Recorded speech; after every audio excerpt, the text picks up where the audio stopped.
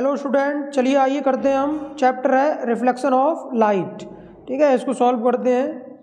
तो इसमें क्या है कि reflection of light is the phenomena of bouncing back of light in the same medium.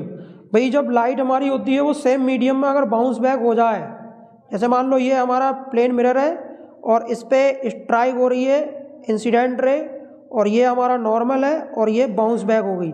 तो इधर देखो, इधर क्या है, मीडियम है एयर, तो एयर में ही वापस जा रही है ना, तो इसलिए इसको हम बोलेंगे reflection of light. If the light ray goes bounce back in same medium then this phenomena is known as reflection of light.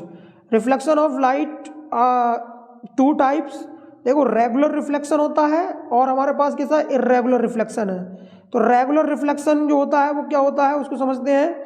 जब कोई रेगुलर सरफेस हो, ये देखो सरफेस दिख रही है आपको यहाँ, ये वाली, ये रेगुलर सरफेस है, तो इस रेगुलर सरफेस से जो रिफ्लेक्शन होगा वो इस तरीके का होगा, इसको रेगुलर रिफ्लेक्शन बोलेंगे। ठीक है। अब इर्रेगुलर रिफ्लेक्शन क्या होता है, यहाँ देखो बेटा, ये जो सरफेस दिख रही है आपको, ये इर्रेगुलर सरफेस है, तो इर्रेगुलर सरफेस से जो रिफ्लेक्शन होता है उसको इर्रेगुलर रिफ्लेक्शन बोलते हैं। Laws of reflection of light क्या होता है, दो लॉज होते हैं रिफ्लेक्शन ऑफ लाइट के, first law and second law. देखिए फर्स्ट लॉ के अकॉर्डिंग क्या होता है, according to first law the incident ray and the reflected ray and the normal all lie in the same plane. मतलब ये हो गया कि जो रिफ्लेक्टेड रे होगी, इंसिडेंट रे होगी, मतलब अगर मान लो ये प्लेन मिरर है आपके पास और यहाँ से इंसिडेंट रे है ये, और ये रिफ्लेक्टेड रे है और ये नॉर्मल है, ये सब क्या होते हैं, एक ही प्लेन में लाई करते हैं। तो ये सब एक प्लेन में लाई करेंगे। ठीक है। सेकेंड लॉ क्या कहता है, सेकेंड लॉ कहता है कि the angle of reflection is always equal to angle of incident. मतलब अगर हम देखें यहाँ एंगल ऑफ प्लेन मिरर है, अब इस पर अगर नॉर्मली इंसिडेंट हो रही है तो इसी पाथ पे बाउंस बैक हो जाएगी, तो ये हमारा नॉर्मल के थ्रू है, यानी कि यहाँ पर जो एंगल ऑफ इंसिडेंस है वो जीरो है, तो angle of reflection second law से क्या होना चाहिए, बराबर होना चाहिए। तो ये भी क्या, अब देखिए करैक्टरिस्टिक समझते हैं image formed by plane mirror. तो प्लेन मिरर से जो करैक्टरिस्टिक बनेंगी वो क्या होती हैं वो समझेंगे। तो image of real object is virtual, तो प्लेन मिरर हमारा कैसा इमेज बनाता है, रियल ऑब्जेक्ट की वर्चुअल इमेज बनाएगा। ठीक है। और समझ लेते हैं, the image formed in a plane mirror is always erect. जो इमेज फॉर्म होती है प्लेन मिरर में वो कैसी होती है, हमेशा सीधी बनेगी। The size of image in a plane mirror always the same as the size of object. Object का साइज और इमेज का साइज बराबर होता है। ठीक है। In a plane mirror image and object have same distance from the mirror. जैसे मान लो ये मिरर है हमारे पास, ये मिरर है और यहाँ से अगर हम मान लो हमारे पास ये ऑब्जेक्ट है, तो ये सेम डिस्टेंस पे होंगे। यहाँ से यहाँ तक की डिस्टेंस मान लो d है, तो ये भी d ही होगी।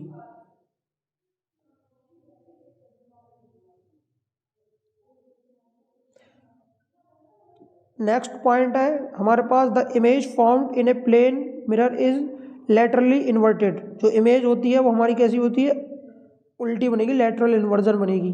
तो ठीक है, ई लेटर लिया प्लेन मिरर के सामने, तो अब ये उल्टा ई लेटर बनेगा ऐसे। ठीक है। तो ये इन्वर्जन होता है, इन्वर्जन ऑफ लाइट।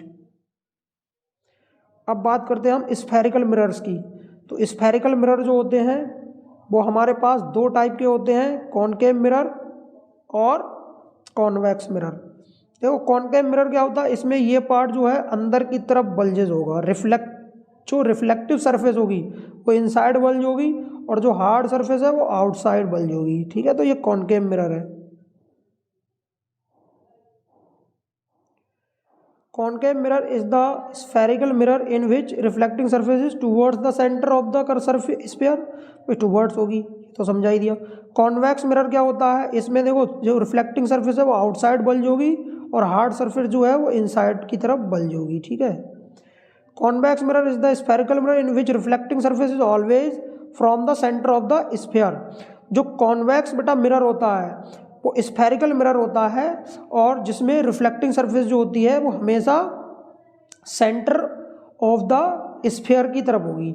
मतलब सपोज दैट जैसे मान लो ये हमारे पास में स्फीयर है, इसका सेंटर ये है, तो यहाँ पर जो स्फेरिकल मिरर होंगे उनका जो रिफ्लेक्टिंग सरफेस होगा वो सेंटर की तरफ होगा। मतलब मान लो ये सेंटर की तरफ वाला पार्ट ये है ना, सेंटर की तरफ वाला, और इधर से देखोगे तो ये वाला सेंटर की तरफ वाला पार्ट है। तो जो सेंटर की तरफ पार्ट होगा वो ही आपका क्या होगा, हमेशा रिफ्लेक्टिंग सरफेस होगा। ठीक है,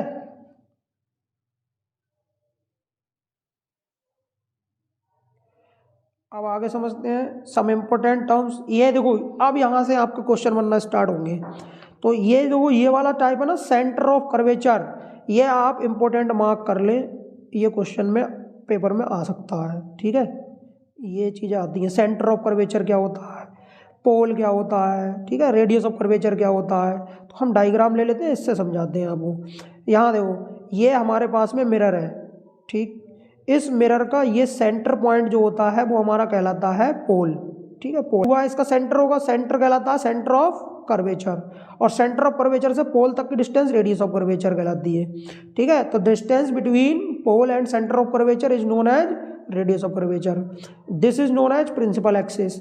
और ये चीज़ जो दिख रही है ना ये हॉलो स्फीयर है। ठीक है, और ये चीज़ जो है ये प्रिंसिपल एक्सिस है, और ये सी पॉइंट जो मिड यहाँ पर होता है ये सेंटर ऑफ कर्वेचर होता है। और सेंटर ऑफ कर्वेचर से पोल तक की डिस्टेंस जो हम लेके चल रहे हैं बेटा, वो सब क्या कहलाती है आपकी, वो रेडियस ऑफ कर्वेचर कहलाती है। अब इतना ध्यान रखना है आपने, जो फोकल लेंथ होती है इसमें एक टर्म्स आएगी फोकल लेंथ, तो फोकल लेंथ जो होती है वो हमेशा r/2 होगी, रेडियस ऑफ कर्वेचर का आधा होगी। ठीक, इतनी बात क्लियर हो गई। चलिए आगे समझते हैं। प्रिंसिपल एक्सिस बता ही दिया। अपर्चर क्या होता है, देखो अपर्चर क्या होता है, यहाँ से यहाँ तक की जो डिस्टेंस होगी ये distance, this is called aperture, मतलब total height of the mirror, ये कहलाएगी अपर्चर। क्लियर है। तो इसमें देखो ये फार्मूला है, ये फार्मूला आप पढ़ लेंगे, F बराबर R/2, ये थोड़ा इंपॉर्टेंट है। साइन कन्वेंशन समझो बेटे, देखो अगला टॉपिक जो हमारा साइन कन्वेंशन स्फेरिकल मिरर के लिए। अब इसमें देखो एक बात सिंपल याद रखनी है कि अगर मान लो आपकी रेज इधर से इधर की तरफ आ रही है मिरर की तरफ, ठीक है, तो हमेशा ध्यान रखो इंसिडेंट लाइट की डायरेक्शन में जो भी चीज़ आएगी सब पॉजिटिव है। सपोज दैट देखो यहाँ पर मान लो ऑब्जेक्ट रखा है, तो यहाँ से यहाँ तक की डिस्टेंस हमारी क्या लगती है, ऑब्जेक्ट डिस्टेंस, इसको यू बोलते हैं। इमेज ये बन रही है देखो, तो यहाँ से यहाँ तक की डिस्टेंस हम क्या बोलेंगे,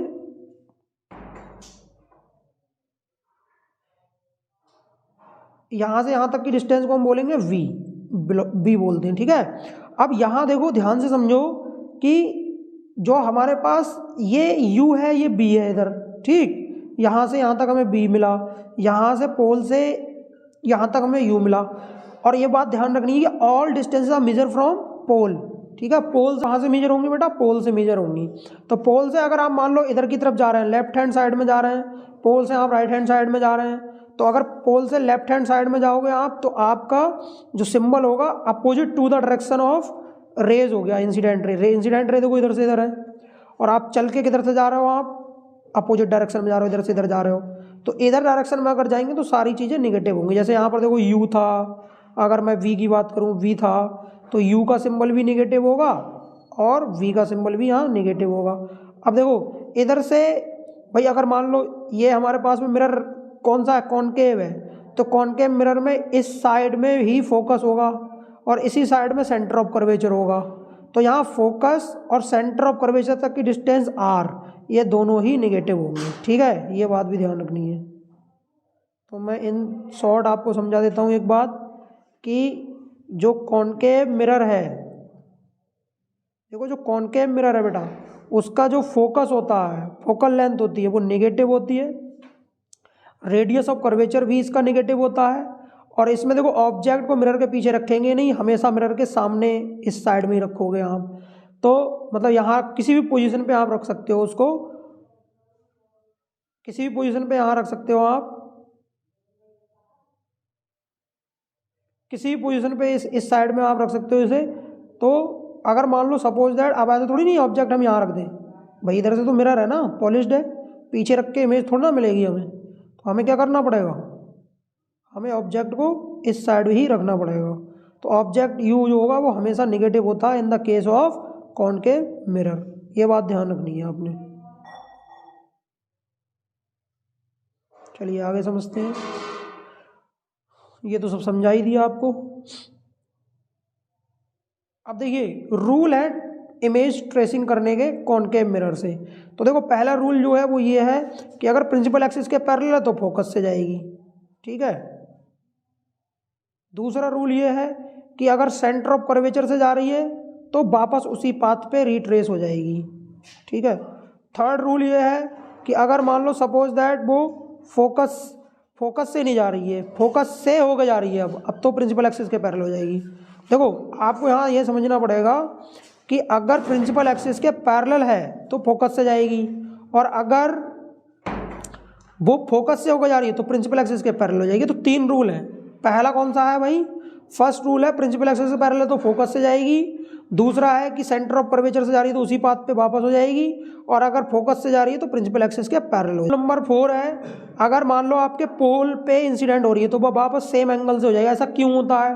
देखिए अगर मैं इसका स्फीयर कंप्लीट करता हूँ तो ये जितनी भी आपकी ये पॉइंट बन रहे हैं ये सभी के सभी एक रेडियस के अलोंग चल रहे हैं। तो that's why we take the same angle of incidence and same angle of reflection because it is act as a plane mirror, ठीक है। इस समय यहाँ पर ये प्लेन मिरर की तरह काम करेगा, इसीलिए हम यहाँ पर इसको ट्रीट करते हैं सेम एंगल पे यहाँ पर, क्योंकि देखो प्लेन मिरर के केस में ही हमको पता था, जैसे मान लो ये प्लेन मिरर है तो एंगल ऑफ इंसिडेंस जो है वो एंगल ऑफ रिफ्लेक्शन के बराबर होगा यहाँ, ठीक। तो ये चीज़ भी थोड़ा सा देख लेंगे।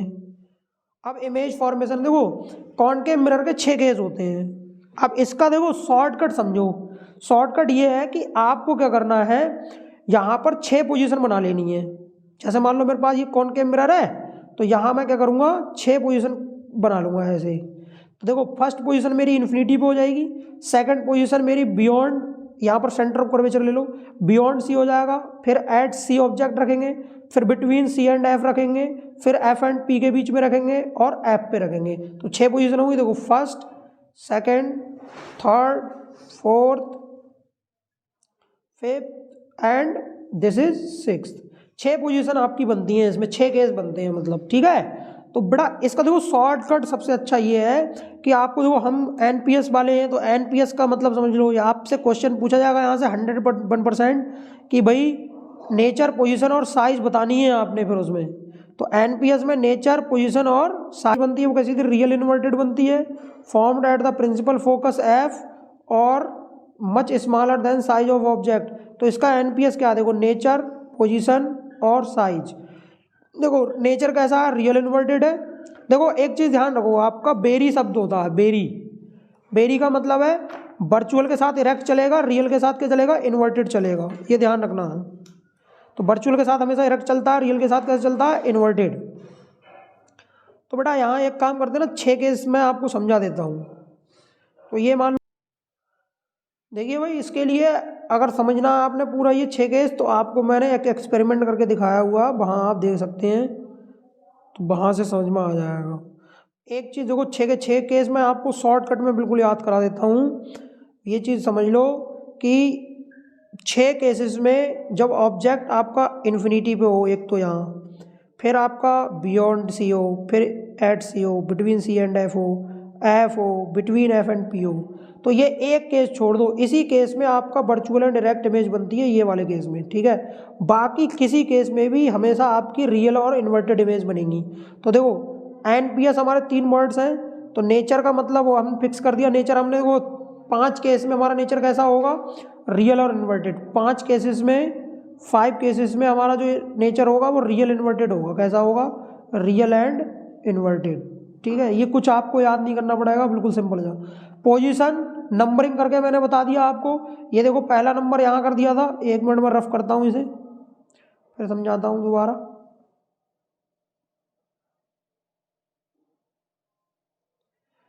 तो जो नंबरिंग कर दी देखो यहाँ पर 1, यहाँ 2, यहाँ 3, 4, 5, 6। तो जैसे जैसे आप देखो इन नंबरिंग से इधर की तरफ जाएंगे आप, जैसे जैसे आप नंबरिंग से इधर की तरफ जाएंगे वैसे वैसे आपकी इमेज जो है वो शिफ्ट इधर की तरफ होगी। ये ऑब्जेक्ट शिफ्टिंग है और ये क्या है? इमेज शिफ्टिंग है। इतना ध्यान रखना है। बस एक 6th केस है जिसमें इमेज यहाँ बनती है। समझ में आया? और बाकी आपको देखो जो रूल है वो आपको रूल तो वही लगाने हैं। रूल क्या है? वही जो बने हुए हैं उन्हीं को सिर्फ सिंपल लगे। अब मिरर फार्मूला देखते हैं, तो ये इंपॉर्टेंट है, इससे न्यूमेरिकल आएगा आपका। 1/u प्लस 1/v बराबर 1/f, ठीक है। और ये फार्मूला है F इक्वल्स टू r/2। ये भी याद रखना, ये दो फार्मूले हैं, इनसे न्यूमेरिकल आएगा तो उसको सॉल्व करेंगे। u क्या है यहाँ, u है ऑब्जेक्ट की डिस्टेंस, v क्या है इमेज की डिस्टेंस, f क्या है फोकल लेंथ, ठीक है। ये चीज़ें हैं। अब linear magnification of concave mirror क्या होता है, इसमें देखो आपको सीधे सीधे फार्मूला याद रखना है। m बराबर होता है हाइट ऑन ऑब्जेक्ट। देखो मैग्नीफिकेशन m बराबर होता है image size upon object size, या इसको हम h2/h1 ले रहे हैं, क्योंकि ये देखो h1 है हाइट ऑफ ऑब्जेक्ट, h2 क्या है हाइट ऑफ इमेज। क्लियर है, इतनी बात समझ में आ गई। तो मैग्नीफिकेशन का फार्मूला याद रखेंगे, m बराबर m equals to image size divide by object size. देखो हम अपनी इमेज को कभी नीचे दिखाएंगे ही नहीं, हमेशा ऊपर ही रखेंगे अपनी इमेज, कोई नहीं चाहता अपनी इमेज डाउन करना, तो इमेज ऊपर रहेगी ऑब्जेक्ट नीचे रहेगा। क्लियर है। और इसी को देखो हम लिखते हैं माइनस का v/u। साइज मतलब distance from pole to image और distance from pole to object. Clear है।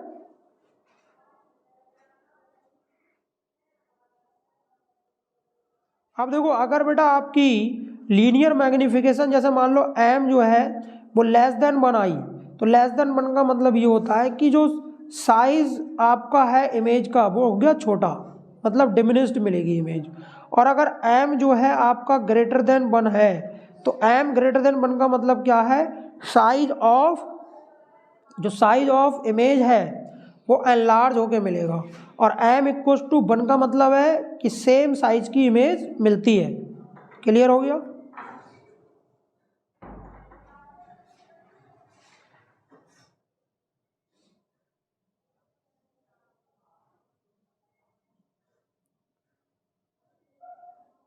अब देखो बेटा एक चीज ध्यान रखो कि अगर मान लो आपका जो मैग्नीफिकेशन है वो कैसा रहा, निगेटिव आ रहा है, तो इसका सीधे सीधे मतलब है कि m बराबर अगर मान लो आपका निगेटिव आया मैग्नीफिकेशन, तो इससे आप सीधे समझ जाना कि आपकी जो इमेज बनेगी वो कैसी बनेगी, रियल। और आपको पता है यार रियल के साथ तो इन्वर्टेड चलता ही चलता है, ये तो गिफ्ट है, रियल के साथ गिफ्ट है इन्वर्टेड वाला इमेज। ठीक है, क्लियर है, यहाँ तक किसी को कोई दिक्कत नहीं आनी चाहिए। तो ये हमारे पास फार्मूला देखो निकल के आया, अभी बताया आपको, एक्सप्लेन किया। अब बात करेंगे हम rules for tracing image from convex mirrors. तो कॉन्वेक्स मिरर से हम जो अगर देखें रूल है वो किस तरीके के हैं, तो भाई इसमें सिंपल है। देखो अगर जैसे हमने कॉनकेव मिरर में देखा था वैसे इसमें देखेंगे, तो कॉन्वेक्स मिरर तो आपका इस टाइप का होता है ऐसे, ठीक है, ये प्रिंसिपल एक्सिस है। इधर से मान लो प्रिंसिपल एक्सिस के पैरेलल कोई रे आ रही है, इंसिडेंट हो रही है, तो वो फोकस से अपीयर होगी जाते हुए ऐसे, ठीक है। तो ये मान लो इसका फोकस है और ये सेंटर ऑफ कर्वेचर है, तो ये रे हमें फोकस से जाती हुई अपीयर होगी और इधर से ये बाउंस बैक। तो ये मतलब रूल है इसके। जैसे वहाँ था कि प्रिंसिपल एक्सिस के पैरेलल होगी तो फोकस से जाएगी, यहाँ जाती हुई अपीयर होगी, ठीक।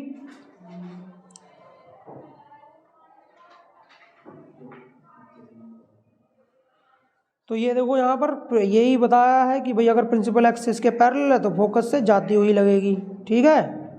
अब इसके बाद अगर मान लो वो सेंटर ऑफ कर्वेचर पे जा रही है तो सेंटर ऑफ कर्वेचर से सीधी वापस हो जाएगी। सेंटर ऑफ कर्वेचर पे जा रही है तो सीधी सेंटर ऑफ कर्वेचर से वापस बाउंस बैक, सेम मीडियम। अब देखो कोई रे फोकस पे जा रही है सीधे, जैसे फोकस पे जा रही है, जाती हुई लग रही है फोकस पे, तो वो प्रिंसिपल एक्सिस के पैरेलल हो जाएगी, उसका रिवर्ट तीसरा मतलब जो लो है वो बन जाएगा। अब चौथा पॉइंट जो है कि वही जो उसमें था कि पोल पे आएगी तो वापस सेम एंगल से इंसिडेंट से, क्योंकि यहाँ लाई के प्लेन मिरर काम करेगा ये, ठीक। इसके बाद है इमेज फॉर्मेशन कॉन्वेक्स मिरर का होता है, तो देखो उसमें दो ही केस बनते हैं, केस 1 एंड केस 2। तो केस 1 क्या कह रहा है, देखो जब ऑब्जेक्ट आप कह रहे हो इन्फिनिटी पे रख लो, पहला केस है व्हेन ऑब्जेक्ट एट इन्फिनिटी, तो इमेज हमेशा कहाँ बनेगी, फोकस पे बनेगी, एट एफ बनेगी, वर्चुअल इरेक्ट बनेगी, वेरी स्मॉल इन साइज बनेगी।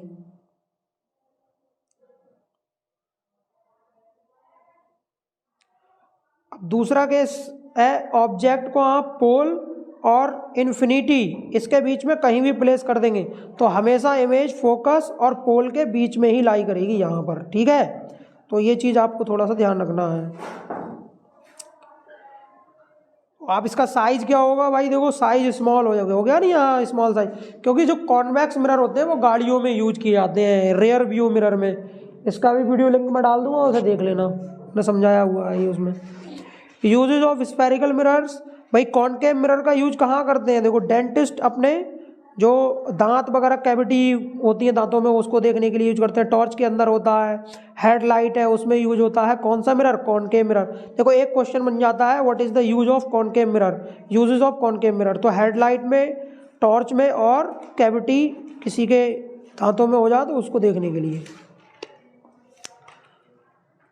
कॉन्वेक्स मिरर का यूज देखो हम जो स्ट्रीट लाइट होती हैं इनमें यूज करते हैं, और जो हमने गाड़ी का मिरर होता है side view mirror, rear view mirror जिसको बोलते हैं, उसको हम क्या बोलते हैं, कॉन्वेक्स मिरर बोलते हैं, ठीक है।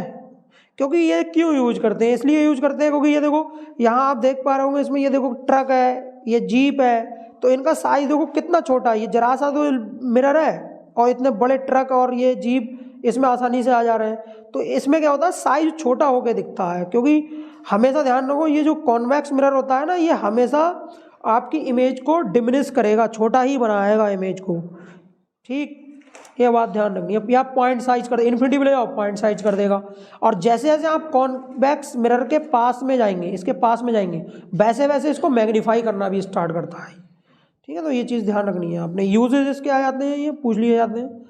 रिफ्लेक्स, अब बात करते हैं हम रिफ्रैक्शन ऑफ लाइट का। रिफ्रैक्शन ऑफ लाइट वो फिनोमेना है जिसमें लाइट रे जो होती है वो, यहाँ पर मान लो ये देखो इधर एयर है और इधर क्या है, वाटर है। तो जब मीडियम चेंज होगा और लाइट एक मीडियम से दूसरे मीडियम में प्रोपगेट कर पाए तो उस फिनोमेना को बोलते हैं हम रिफ्रैक्शन ऑफ लाइट। अब इसमें इंपॉर्टेंट क्या है, इसमें इंपॉर्टेंट है हमारा स्नेल्स लॉ, ठीक है। तो स्नेल्स लॉ आपको पढ़ के जाना है। तो यहाँ देखो डायग्राम में भी आप देख सकते हैं, समझ सकते हैं इसको, कि भाई इधर से एक इंसिडेंट रे आ रही है, ये इसका नॉर्मल है, तो ये देखो इसको जाना चाहिए था ऐसे, बट ये बैंड होगी, तो bending of light is known as refraction, ठीक है। और इसमें भी वही होगा, देखो इसमें देखो ये चीज़ हमारी जो होती है वो इंसिडेंट रे होती है, ये रिफ्रैक्टेड रे है और ये नॉर्मल है, ठीक। और ये हमारा क्या इंटरफेस कहलाता है, तो ये चीज़ समझ लीजिए आप। देखो वेलोसिटी ऑफ लाइट जो होती है वो c बराबर होती है 3 × 10⁸ मीटर पर सेकेंड, ये वेलोसिटी ऑफ लाइट है, ये थोड़ा ध्यान रखना है यहाँ। आप देखो रिफ्रैक्टिव इंडेक्स जो होता है, ये फार्मूले से क्वेश्चन बन जाता है एक, तो यहाँ इसको थोड़ा ध्यान रखना है कि रिफ्रैक्टिव इंडेक्स को हम कभी कभी देखो एन से रिप्रेजेंट करते हैं और म्यू से भी रिप्रेजेंट करते हैं। म्यू बराबर होता है c/v, c का मतलब speed of light, v is the velocity of light in that medium, ठीक है। उस मीडियम के अंदर वेलोसिटी ऑफ लाइट जो होगा, तो speed of light in vacuum और स्पीड ऑफ लाइट इन, को समझा देता हूँ। ये हमारा इंटरफेस है और ये इस पर नॉर्मल है। अब देखो यहाँ से लाइट रे आएगी इसमें, तो इधर का मान लो रिफ्रैक्टिव इंडेक्स मैंने मीडियम का ले लिया μ1 है, और इधर का रिफ्रैक्टिव इंडेक्स μ2 है, या आप इसको जैसे यहाँ पर देखो n1 n2 लिया गया तो n1 n2 ले सकते हो। तो सिंपली आपने करना क्या है, देखो म्यू बराबर कितना होता है बेटा, म्यू इक्वल टू होता है c/v। तो अगर मैं μ1 निकालूंगा तो स्पीड ऑफ लाइट तो चेंज नहीं होगी, वेलोसिटी चेंज होगी, तो वेलोसिटी इसको हम ले, वेलोसिटी ऑफ लाइट ये हो जाएगी v1 ले लेंगे। ऐसे μ2 निकालेंगे, यहाँ μ2 बराबर हो जाएगा,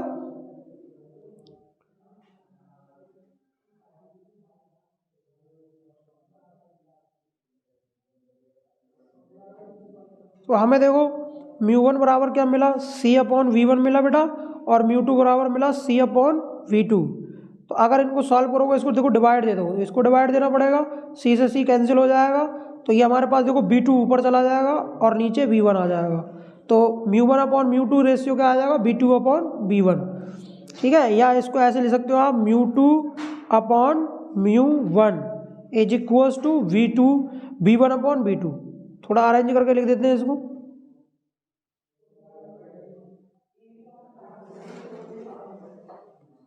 तो हमारे पास जो मिलेगा वो μ2, हमारे पास जो मिलेगा μ2/ μ1 is equals to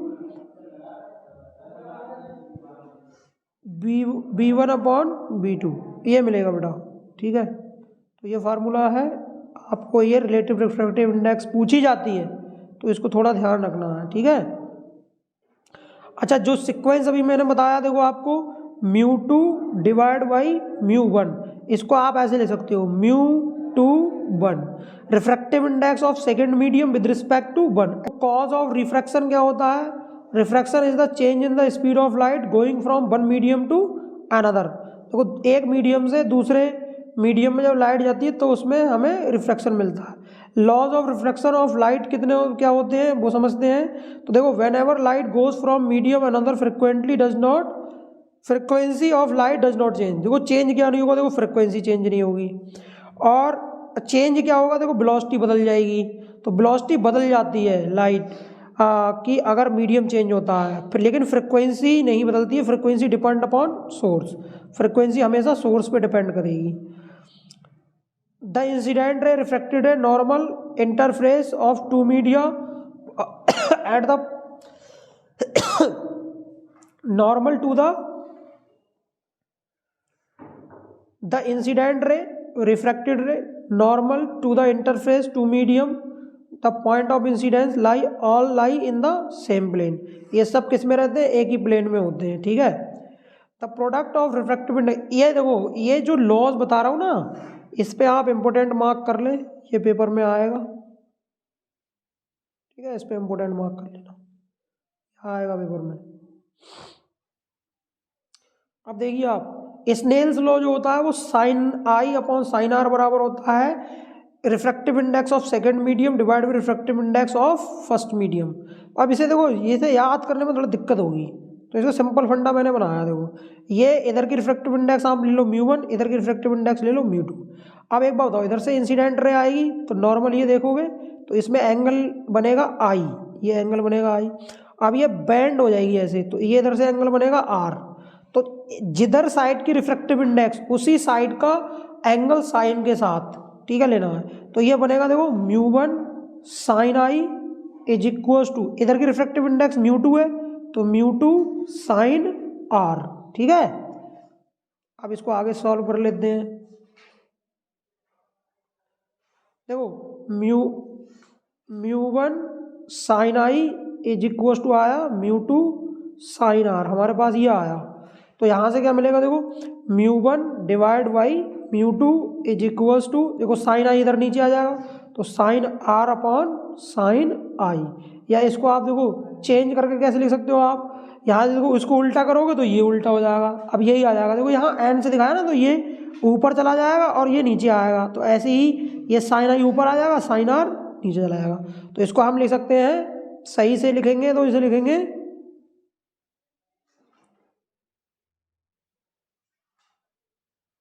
sign I upon sine R बराबर, देखो इंसिडेंट एंगल फर्स्ट मीडियम में होता है तो आपको इसका उल्टा नंबर लिखना है μ2 अपॉन μ1। ये स्नेल्स लॉ है, क्लियर है? ये आएगा पेपर में स्नेल्स लॉ, ध्यान रखना, इससे क्वेश्चन बनते हैं।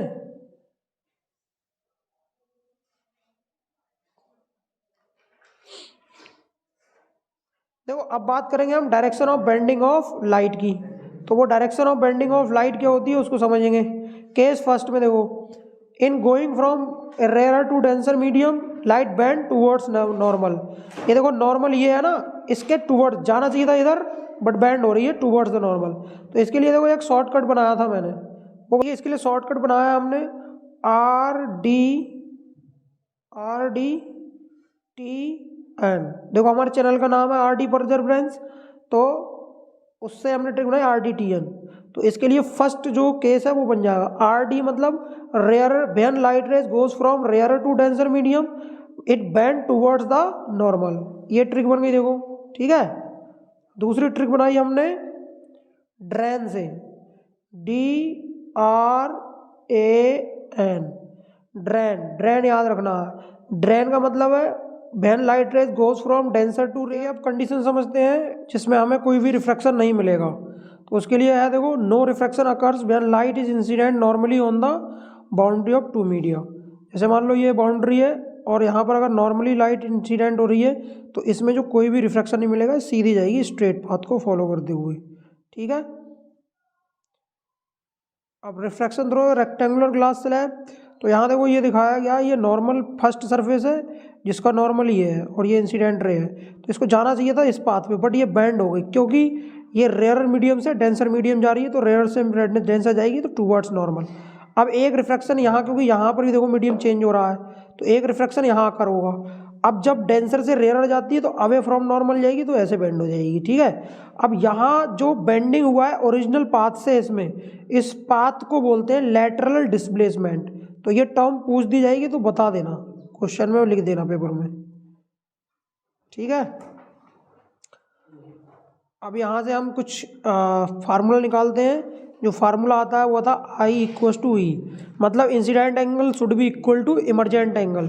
ये जो एंगल है ना, इमरजेंट एंगल कहलाता है। ये यहाँ पर ये वाला एंगल जो है ये कहलाता है इमरजेंट एंगल। ठीक, अब बात करेंगे हम लेंसेज की। स्फेरिकल लेंसेज होते हैं, स्फेरिकल लेंसेज जो होते हैं हमारे वो दो टाइप के होते हैं, कॉन्वेक्स और कॉनकेव लेंस। देखो कॉन्वेक्स लेंस को हम कन्वर्जिंग लेंस बोलते हैं और कॉनकेव लेंस को डाइवर्जिंग लेंस बोलते हैं, तो ये भी चीज़ थोड़ी याद रखनी है। अब देखिए यहाँ कॉन्वेक्स लेंस जो है ये क्या करता है, अगर प्रिंसिपल एक्सिस के पैरेलल रेज है तो उनको फोकस पे मिला दे रहा है, तो इससे क्या हो रहा है कि इसकी पहचान जो है वो कन्वर्जिंग लेंस की तरह हो रही है। अब यहाँ देखो, जब यहाँ पर रेज आ रही हैं, ये प्रिंसिपल एक्सिस के पैरेलल जा रही हैं, तो ये ऐसे लगेगा कि फोकस से होके जा रही हैं, तो ये इसको बैक ट्रेस कराने में मिला रहे हैं यहाँ। तो ये रेज को क्या कर रहे थे, एक्चुअल पाथ तो ये इधर से इधर की तरफ है, बट ये यहाँ से आई और इस तरह से डाइविएट हो गई, तो ये चीज़ क्या कहलाता है, हमारा डाइवर्जन कहलाता है लाइट का। मतलब इधर से आई लाइट और ये पाथ से चली गई, ओरिजिनल पाथ इसका ये था, बट ये बेंड हो गई इधर की तरफ, तो ये डाइवर्ज हो रही है। ठीक है, और इसमें क्या होता है, कन्वर्ज होता है, इसमें डाइवर्ज।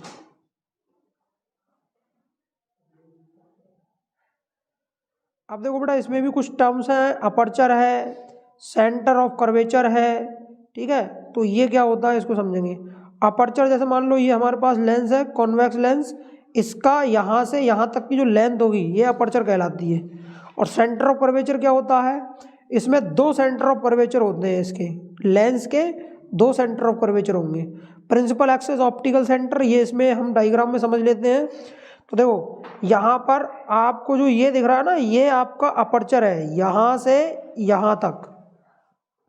और इसके देखो, अगर आप ये वाली एक रिफ्रैक्टिंग सरफेस है और एक ये रिफ्रैक्टिंग सरफेस, दो रिफ्रैक्टिंग सरफेस होती हैं। ये इसका सेंटर ऑफ कर्वेचर कहलाएगा, ये C2 है और इसको हमने C1 ले लिया है। ऑल डिस्टेंसेस ऑप्टिकल सेंटर ये कहलाता है, ऑप्टिकल सेंटर जो बीच में होगा ये पॉइंट, मतलब ये पॉइंट है बीच में, ये कहलाता है ऑप्टिकल सेंटर। अब हमारी जो डिस्टेंसेस मेजर की जाएंगी वो ऑप्टिकल सेंटर से मेजर की जाएंगी। ठीक है, तो इस चीज़ का ध्यान रखना। इसमें दो रेडियस ऑफ कर्वेचर होंगे, R1 है और R2 है। ठीक है, इधर R2 ले लिया, इधर R1 ले लिया, तो इसको बाई कॉन्वेक्स लेंस भी बोलते हैं। अब principal focus and focal length of convex lens क्या होती है भाई। प्रिंसिपल फोकस का मतलब ये होता है, अगर लाइट रेज देखो इस तरह से पैरेलल आ रही हैं, अब ये सब क्या होंगी, एक पॉइंट पे कन्वर्ज हो जाएंगी जाके। तो ये इस पॉइंट पे कन्वर्ज हो रही है ना सभी की सभी लाइट रेज, तो जब प्रिंसिपल एक्सिस के पैरेलल आएंगी रेज तो वो कन्वर्ज हो जाती है एक पॉइंट पे। यानी कि इन्फिनिटी पे कोई ऑब्जेक्ट है तो उसकी इमेज कहाँ बनेगी, फोकस पे बनेगी, सिंपल। तो प्रिंसिपल फोकस जो होगा इसमें वो कौन होगा, वो होगा ये। तो first principal focus of a convex lens is the position of object on the principal axis of the lens for which the image formed by the lens is at infinity. जो इमेज बनेगी वो कहाँ बन रही है, इसमें infinity में बन रही है। Distance between F and C is called first focal length F1 of the convex lens. तो इसमें देखो यहाँ से जो फर्स्ट फोकल लेंथ है वो सेंटर ऑफ कर्वेचर से यहाँ ये है, तो this is called first focal length. अब देखो principal focus focal length concave lens का क्या होता है, यहाँ आप ध्यान से देखो, ये लाइट रे प्रिंसिपल एक्सिस के पैरेलल आ रही हैं और ये देखो डाइवर्ज हो रही हैं। अब इनको बैक ट्रेस करा के कहाँ मिलाया गया, इस फोकस पे, तो इसको हम बोलते हैं principal focus of concave lens. मतलब किसी भी ऑब्जेक्ट से चलने के बाद रेज सबसे पहले जहाँ मीट होंगी वो हमारा कहलाएगा प्रिंसिपल फोकस। ठीक है। Formation of image by a convex lens. देखो कॉन्वेक्स लेंस के थ्रू अगर इमेज को फॉर्मेशन देखना है तो रूल वही होंगे जो वहाँ थोड़े से थे। जैसे प्रिंसिपल एक्सिस के पैरेलल है तो फोकस से जाएगी, अगर वो सेंटर ऑफ कर्वेचर से जा रही है तो सीधे मतलब चली जाएगी, यानी कि इसमें ऑप्टिकल सेंटर है तो ऑप्टिकल सेंटर से जाएगी तो बिना डेविएट हुए सीधी पास हो जाएगी। और अगर रे मान लो आपका फोकस से जा रही है तो वो प्रिंसिपल एक्सिस के पैरेलल हो जाएगी। मतलब प्रिंसिपल एक्सिस के पैरेलल है तो फोकस से जाएगी, फोकस से जा रही है तो प्रिंसिपल एक्सिस के पैरेलल। ठीक है। Ray passing through optical centre pass straight. ठीक है। अब वही है, फोकस से जाएगी तो प्रिंसिपल एक्सिस के पैरेलल। अब देखो ये चार्ट है तो इसमें भी वही केस बनेंगे। देखो जो हमारे मिरर के केस में बन रहे थे, कॉनकेव मिरर के केस में, इसमें कॉन्वेक्स मिरर में केस बनते हैं। तो इसमें भी देखो 6 केस बनेंगे, 1 2 3 4 5 और 6। ठीक है। तो 6 केस में वैसी करना जैसे उसमें था। जब ऑब्जेक्ट हमारा कहाँ हो, इन्फिनिटी पे हो तो फोकस पे बनती है, बियॉन्ड 2f1 हो तो बिटवीन 2f1 है 2f1 बनेगी, f1 2f1 बनेगी। जब 2f2 पे हो तो 2f1 पे बनेगी, f1 और 2f1 के बीच में हो तो बियॉन्ड 2f1 बनती है, f2 पे हो तो इन्फिनिटी पे बनती है, बिटवीन f2 हो तो सेम साइड पे बनेगी, ऑप्टिकल सेंटर पे हो या फिर बिटवीन f2 और ऑप्टिकल सेंटर पे हो तो on the same side of the lens of the object यहाँ बनेगी इमेज। इमेज का साइज कैसा होता है,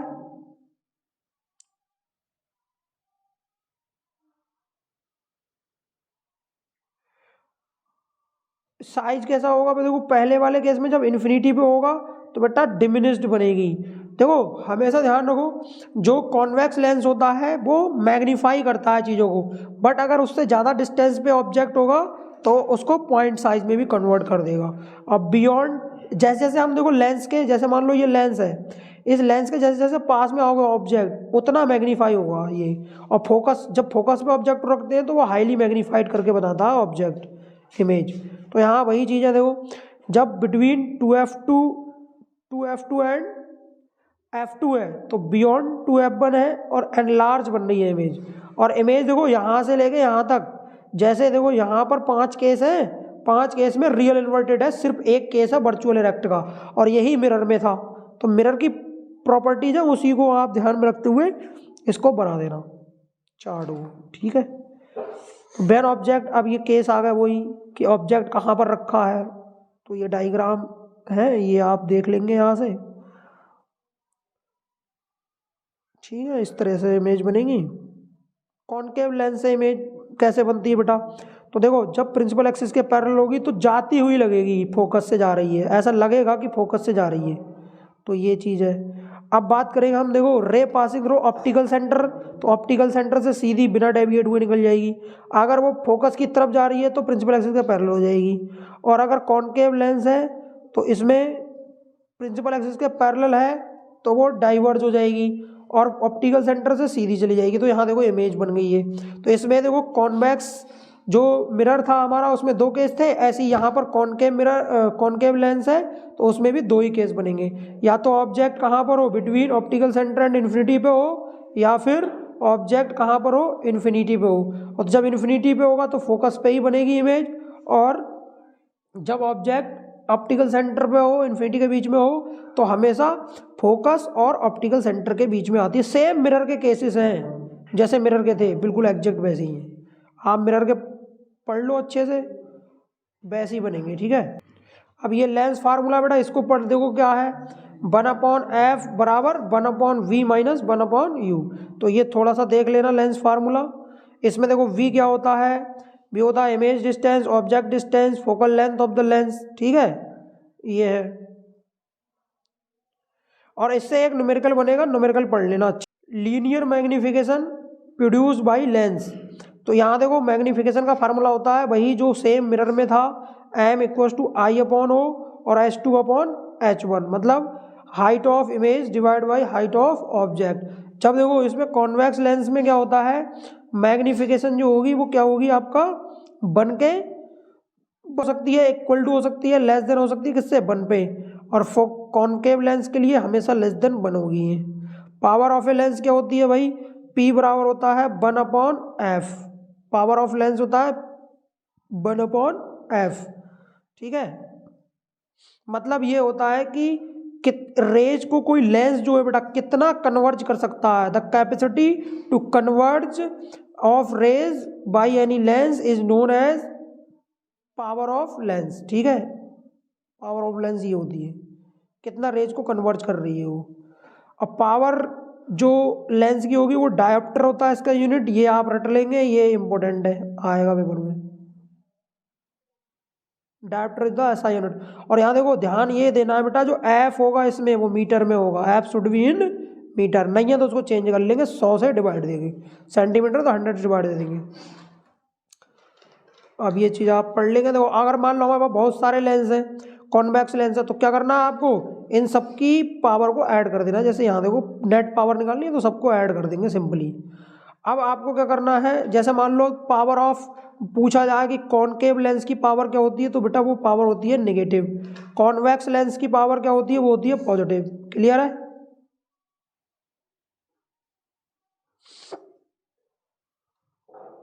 अब बात करेंगे हम, यहाँ कुछ असाइनमेंट है, ये आप देख लेंगे, ये क्वेश्चंस हैं, ये पीडीएफ में सेंड कर दूंगा आपको, मेरे टेलीग्राम चैनल है उस पर मैं सेंड कर दूंगा, उस पर आप ले लेना, लिंक मैं डिस्क्रिप्शन में डाल दूंगा, ठीक है, वहाँ से देख लेना।